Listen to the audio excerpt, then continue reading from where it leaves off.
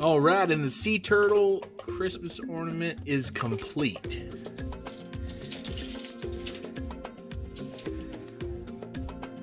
I think the person that ordered this is going to be quite happy with it.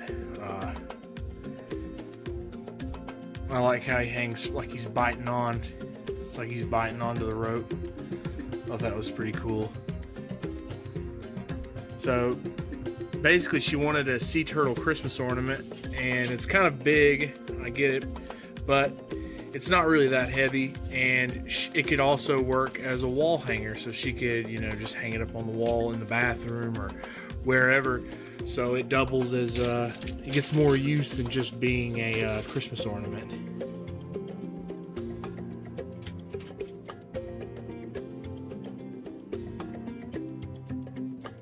I really like how the shell turned out. I think I was gonna glaze the shell, which this is all glazed with Gorilla Glue, which is really great for glazing stuff. I highly recommend it.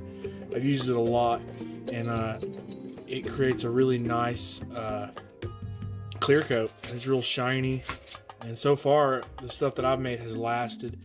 I've used it a lot for the eyes. This time I just put it on the whole body except for the shell, and like I said, the shell could have looked cool with the glaze on it, but I like the way the shell looks without it. So personally, I just wanted to leave it the contrasting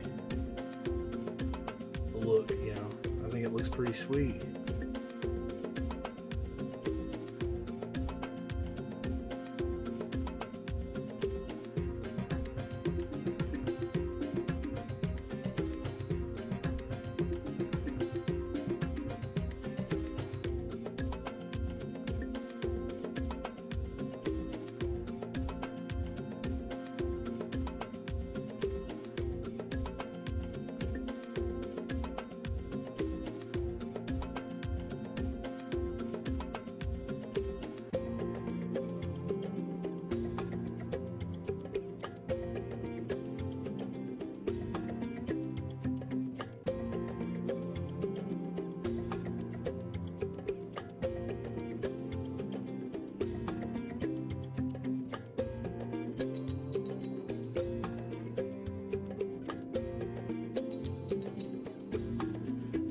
Thanks for checking out my video. Hit that like button and subscribe.